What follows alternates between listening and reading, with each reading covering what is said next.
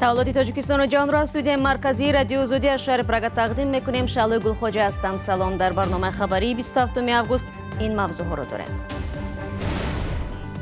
تاجیکستان به حمله مرگباری نزد مرزی پاسخ داد. دیروز در نویای فرخور 2 جنگلبان کشته شد. چرخبال‌های تاجیکی کهنه‌خانه را بمباران کرد. نجات از دهان سگ. 4 مهاجر تاجیک در ولایت مسکو نگذاشتند که دختر 11 ساله روز تومه سگ جنگی شود. وقتی کودک را در روی زمین دیدم چیزی بجز از نجات این طفل در سرم نبود. و مصادره 7 تن پیسته خام از ساکنان مسئولان جنگل کلوب شکایت دارند که اجاره‌کاران پیسته را بر وقت میچینند. همین پیسته را برای اجاره‌کار دادیم. همون اجاره‌کار همون شخصش محافظت میکنه، به خزانه میرسه بعد میشه. یکی در بعض مواقع میبینیم که بعض ضرر مقامات ولایت تخار افغانستان میگویند در عملیات چرخبال‌های تاجیکستان 6 جنگی گروه طالبان کشته و 9 تن زخمی شدند. این عملیات شب گذشته و صبح 27 آگوست در فضای جنگل کهنه‌خانه صورت گرفته است. سخنگوی پلیس ولایت تخار به رادیو زودی گفت طالبان به خاطر انتقال مواد مخدر در این جنگل پایگاه درست کرده بودند.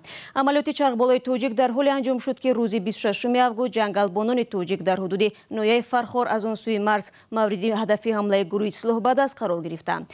نبی خالقزاد تفصیلات می‌دهد. حادثه مرگباری که در لبه دریای آمو انقطارش در منطقه مرزی ناحیه فرخار با افغانستان رخ داد جان 2 جنگلبان تاجیک یعنی 2 شهروند تاجیکستان را گرفت و 1 نفر زخمی شده فعلا بستری می باشد. طور ریاست مرزبانی تاجیکستان امروز به رادیو آزادی خبر دادند سنجش‌های اولیه نشان داده است که از آن طرف مرز یعنی از سوی افغانستان گروه طالبان به طرف جنگلبان‌های تاجیک هنگامی کار مشغول در خواجگی جنگل جمهوری بودند تیرکشایی می‌کنند که 2 نفری آنها زخمی شده و 1 نفر جان به سلامت میبرد. اما طوری گفته می شود وضع این شهروند یعنی امیرخان سعیدوف راننده ماشین چندان خوب نیست. اون حواسش را گم کرده و تا حال حاضر در حال شاک قرار دارد. سرایاس سرحدبانی تاجیکستان میگوید که فعلا سنجش ادامه دارد و با انجام این سنجش بعداً به مطبوعات اطلاع خواهند داد. اما گروه طالبان تا حال حاضر در رابطه با این حادثه اظهار نظری نکرده است، ولی خبرهای سنجش های اولیه نشان میدهند که این افراد از سلاح‌های کلاشنیکوف و پولمیات کلاشنیکوف یعنی به سمت اینها تیرکشایی شده است. طور مقامات سرحدبانی تاجیکستان میگوید به فرق از منطقه‌های مثلا شوراباد و دیگر منطقه های هممرز با افغانستان فرخار در موضع‌های مرزیش در همواری قرار دارد. از این رو از اون طرف دریا خیلی چشمرس است و هر گروهی میتواند که به طرف این طرف تیرکشایی کند. گزارش میرزانبی خالقزاد بود و ما موضوع افغانستان را ادامه میدیم و میرویم به شرق این کشور. منطقه مذکور نیز ناآرام است، اما در اینجا نه طالبان بلکه جنگجویان گروه دهشت افکن دولت اسلامی بدادگری میکنند. اسکندر خوجا میرزاده با جزئیات بیشتر. مقامات افغان میگویند پیشوای گروه دهشت افکن دولت اسلامی در افغانستان به قتل رسید. به قول ریاست امنیت ملی افغانستان ابو سعد ارهابی و 10 نفر دیگر 25 آگوست در ولایت شرقی ننگرهار در نتیجه یک عملیات مشترک زمینی و هوایی نیروهای افغان و خارجی کشته شد. همین منبع افزوده است که در عملیات مقدار زیادی سلاح و مهمات سبک و وزنین هم محو گردانیده شد. تا حال این خبر از طرف منبع‌های دیگر تصدیق و یا رد نشده است. دهشت افکنان خود را دولت اسلامی خراسان نامیده در ولایت ننگرهار قرارگاه تشکیل کردند. کارشناسان آنها را خطرناکترین گروه جنگجوی افغانستان ارزیابی می کنند. معلوم نیست که شماره جنگجویان گروه دولت اسلامی در افغانستان چقدر است، زیرا آنها در حالتهای زیاد متفقانشان را تبدیل می دهند.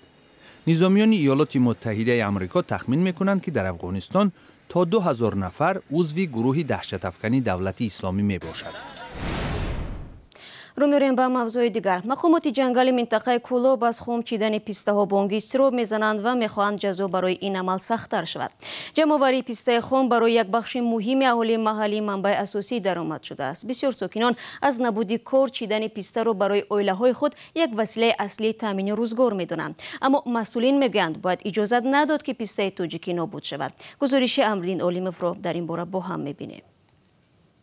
писта барои деҳнишинони минтақаи Кулоб василаи даромад аст. ҳар сол иҷоракорон онҳоро ба чидани писта ҷалб мекунанд ва барои ҳар килои он 3 сомонӣ мепардозанд. агар бичинем то 2 қоб чай мечинем дар рӯз, одам зиёдтар. ҳар як шахс вай айхлаш вай мекунад, вобастагӣ дорад. агар бутуни чине хай одам зиёдтар мечинем. ин амали иҷоракоронро мақомот нақси шартнома медонанд ва нигаронанд он боиси маҳви навдаҳои ин рӯстанӣ мегардад. чунки мардикорон эҳсоси масъулият намекунанд ва пистаро барои дарёфти даромад хом мечинанд. ай солҳои зиёд ҳамин пистазо қариб ба дасти назорат шуда. мақсад мо аз он иборат ки ҳамин пистаро ба иҷоракор дем. ҳамин иҷоракор ҳамин шахсаш муҳофизат мекунад, бе қазона мераса бад мешавад. lekin در بعض مراحل می‌بینیم که ضرر کار شده. мақомот дар мавсими имсола 7 тонна пистаи хомро аз дасти сокинон мусодира кардааст ва 67 санад тартиб додааст. дар хом чидани писта мақомот иҷоракоронеро муҷрӣ медонанд ки аз сокинон пистаро хом мехаранд ва онро барои фурӯш дар ҷойҳои махсус хушк мекунанд. در عمل وقتی که ما که زوده از در رو برای مقید نقرده همون شهروندانی که ما پیسته رو دادیم خودشون با آدم تشکیل کرده پیسته خودشون از همش نچیده سون خودشون با خریده است. дар тоҷикистон 81 000 гектар пистазор вуҷуд дорад ки бештари он дар ҳудуди вилояти хатлонанд. соли гузашта дар тоҷикистон 97 тонна писта ҷамъоварӣ шуда, қисми зиёди он ба хориҷа содир шудааст. 1 килограмм писта дар бозорҳои душанбе аз 40 то 70 сомонӣ нарх дорад. хоҷагии ҷангал мехоҳад ваколатҳояш бештар шавад ва битавонанд харидорони пистаи хомро низ ҷарима банданд. ба ин васила пеши хом чидани пистаро бигиранд. шумо барномаи хабарии радиои озодиро тамошо доред. дар яке аз шаҳрҳои вилояти Москав чанд муҳоҷири тоҷик нагузоштанд ки духтари навраси Тумаи саги бадҳайбат шавад. ҳодиса 5 рӯзи пеш ба амал омад. ҳамлаи ногаҳонии саг муҳоҷиронро дар канор нагузошт ва онҳо дарҳол ба кӯмаки духтари 11-сола шитофтанд. гузоришеро ки бо кӯмаки телевизиони Истраи вилояти Москав таҳия шуда аз Хиромон Бақозода тақдим мекунад. дар минтақаи Троицкий парки ноҳияи Истраи вилояти Москав саги ҷангии зоти Ротвейлер ба духтарчаи 11-сола ҳамла кард. ин ҳодиса шоми 22 август дар назди як дача рух дод. ротвейлери хашим ба духтари ман ҳамла кард.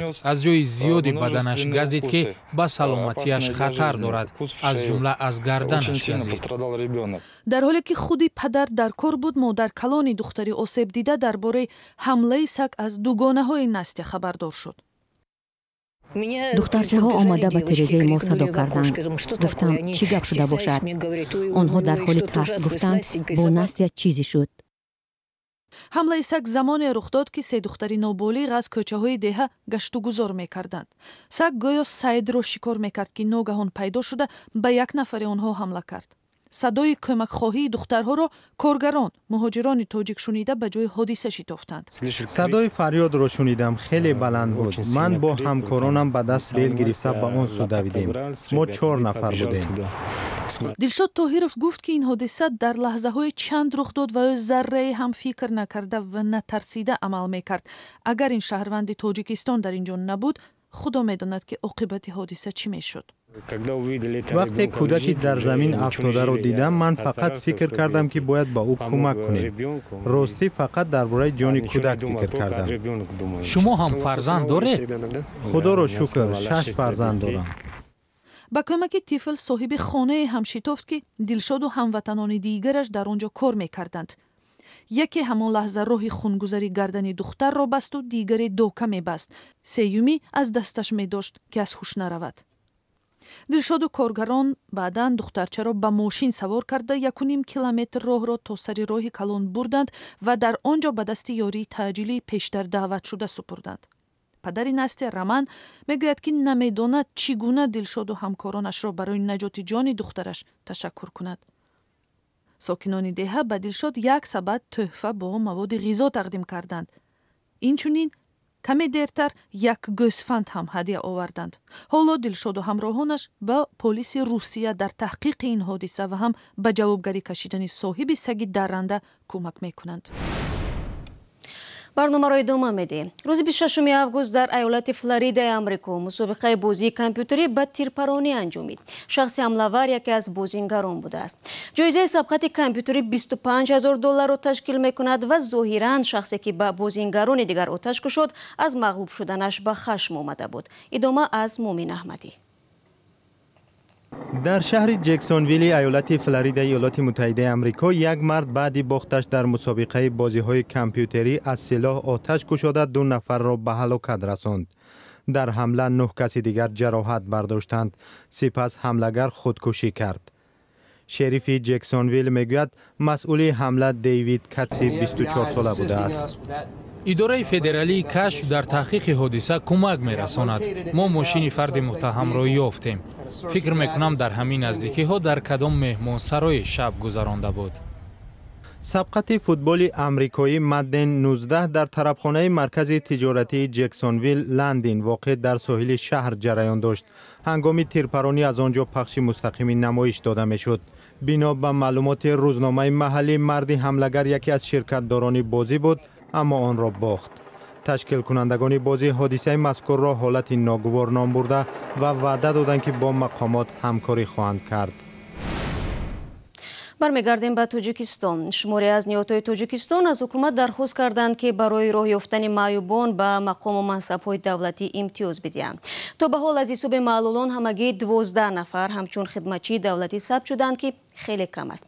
از این پیشتر نمایندگان این قشر گفته بودند که میخواهند وکیل مردمی باشند. تا کجا این پیشنهاد در قانونگذاری وارد شده و معلولان صاحب کرسی‌های دولتی میگردند معلوم نیست. ولی اخیراً در جنوب کشور ده‌ها عروبچه معیوبی صاحبان خود را پیدا نمودند.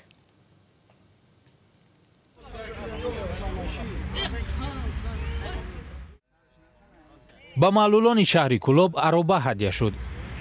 ما بسیار شاد شدیم که کمک نشانرس یعنی که از دست به دست رسانیده شد، چون که ما با چشم خود دیدیم که محض نفرانی که محتاج هستند اونها صاحب چنین عروبچه‌ها شدند. به نفران امکانیت محدود داشته در دیگر منطقه های تاجیکستان هم این کمک ها رسیدند. بیش از 120 دانه عروبچه به اینوالідها یا خود معیوبان خوجند باستانی هم برده سپاریده شده بود و 60 دانه آن به بدخشان کوهی روانه گردیده بود. من درباره همین کمک میگویم که طول 6 ماه اخیر رسانیده شده است. بیش از 340 دانه دیگر به نواحی تابع مرکز و دیگر نواحی‌های ولایت ختلان، تابع مرکز، زرافشان و کلیه تاجیکستان رسانیده شده بود. تاجیکستان استحصال عروبچه‌های معیوبی و دیگر عضوهای صنعی را برای نفران معلول شروع کرده است و تشبثکاران این کمک‌ها میگویند در آینده تمام معیوبان کشور به عروبچه‌ها و عضوهای صنعی خودی تأمین می‌شوند. و دلشاد نظر ورزشگر معروف توجیک که در بازی‌های 18 تابستانه آسیایی در جاکارتا اندونزیا در گرزاندازی مقام دوم را اشغال کرد به منتخب تاجیکستان اولین مدال را آورد. قهرمان بازی‌های المپیک دلشاد نظرف 36 ساله در مسابقه نهایی گرزاندازی میان مردان که شام یکشنبه 26 آگوست در ورزشگاه پایتخت اندونزیا برگزار شد با نتیجه 74 متر و 16 سانتی متر جای دوم را گرفت. جای اول و مدال طلایی را اشرف السیفی 23 ساله از قطر با نتیجه 76 متر و 88 سانتی متر صاحب گشت.